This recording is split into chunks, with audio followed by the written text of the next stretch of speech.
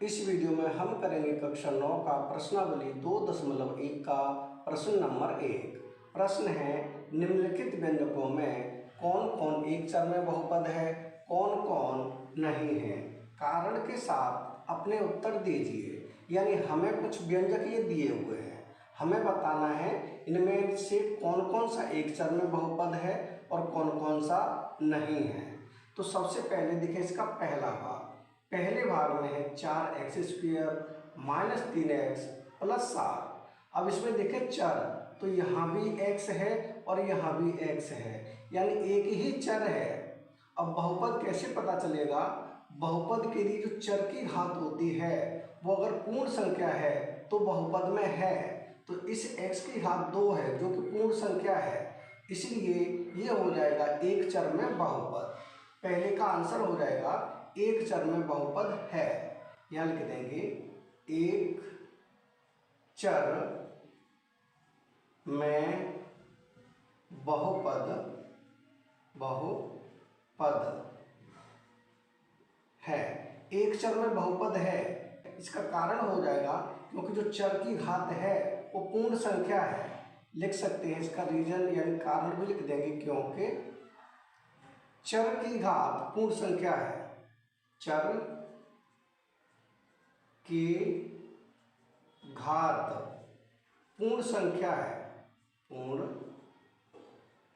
संख्या है, ये हो जाएगा इसका कारण।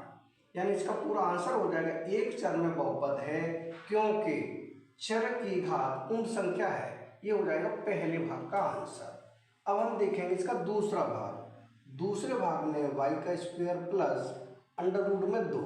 तो इसमें चर देखें, चर केवल y है।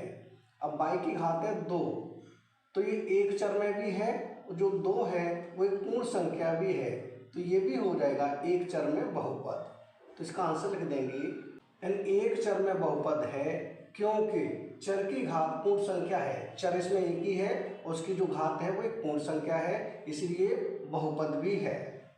ये हो जाएगा दूसरे भाग का आंसर। अब हम करेंगे इसका तीसरा भाग। तीसरे भाग में है 3√t प्लस t√2।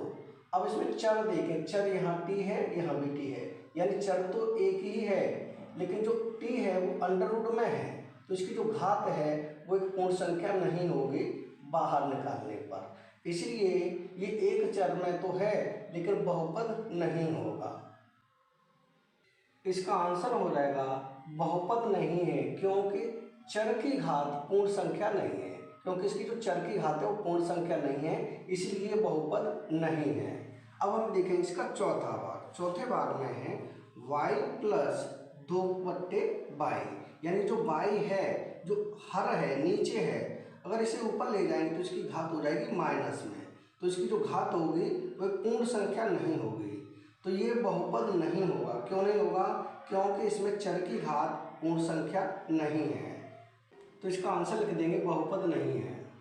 इसका आंसर हो जाएगा बहुपद नहीं है क्योंकि चर की घात पूर्ण संख्या नहीं है, ये बहुपद नहीं होगा। क्यों नहीं होगा? क्योंकि इसमें जो चर की घात है वो पूर्ण संख्या नहीं है।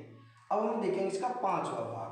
पांचवें भाग में है x की घात 10 प्लस y की घात 3 प्लस t की घात 50। अब हम चर देखें तो चर यहाँ x है, यहाँ y है और यहाँ t है, तो चर है तीनों अलग अलग हैं, लेकिन इसकी जो घात है वो सभी पूर्ण संख्याएं हैं, तो ये बहुपद तो है लेकिन एक चर में नहीं है। तो हम लिख देंगे इसका आंसर हो जाएगा 3 चर में बहुपद है क्योंकि इसमें जो चर है वो 3 है, तो लिखेंगे 3 चर में बहुपद है, बहुपद है, यानी इसका आंसर हो जाएगा 3 चर में बहुपद है क्योंकि इसमें जो चर है वो 3 है, घात है उनकी वो सभी पूर्ण संख्या है, तो ये हो जाएगा 3 चर में बहुपद। यानी ये हो जाएगा इसका पांचवा भाग कंप्लीट।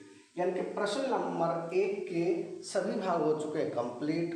अगर वीडियो पसंद आए तो लाइक करें, कमेंट करें, अपने दोस्तों के साथ शेयर करें। धन्यवाद।